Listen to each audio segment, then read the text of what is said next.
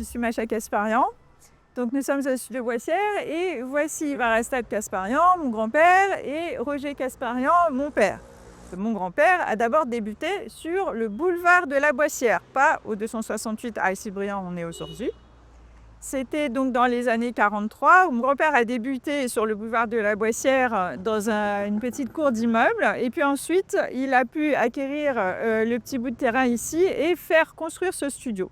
À la base, il n'y avait qu'un petit appentis à l'arrière, mais lui, il envisageait une petite entreprise familiale, donc avec au rez-de-chaussée le commerce, et toute la famille habitait à l'étage. Ce studio, effectivement, il reste toujours familial puisque depuis les années 50 où ça a ouvert ici, on travaille en famille. Dans les années 60, le fils, Roger, il a un petit peu voulu sortir de Montreuil et il a eu cette chance de pouvoir faire des reportages dans Paris, donc, où il a suivi tous les musiciens qui venaient en concert à la capitale. Et donc, on se retrouve avec des archives dans ce studio qui vont de photos des Rolling Stones aux Beatles, en passant par Sheila qui est aussi venu chez nous. Bref, toute la scène musicale des 60s. Donc, mon père il a eu cette chance de les photographier. Ça a duré jusqu'aux années 70. Ensuite, années 80, donc là, c'est plus ma mère qui a repris la boutique. Elle était bien connue dans le quartier, puisqu'on était à peu près le seul photographe. Le soir,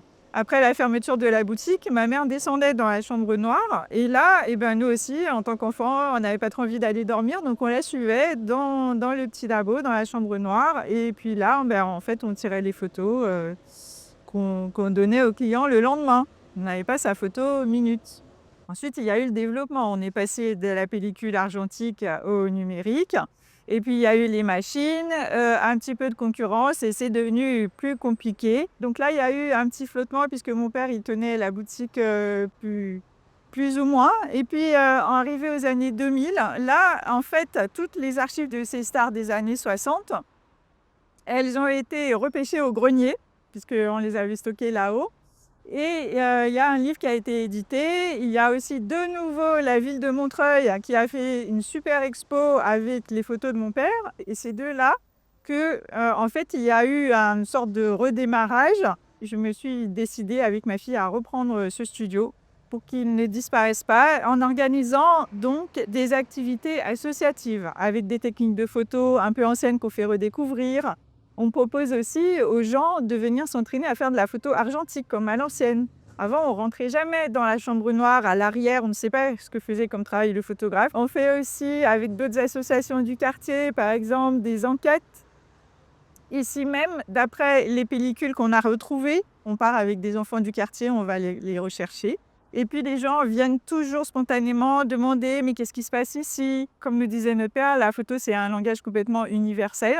Et on souhaite vraiment réutiliser la photo pour communiquer avec les gens du quartier. Et l'image, elle se développe de plus en plus et donc il y a besoin de gens pour la créer.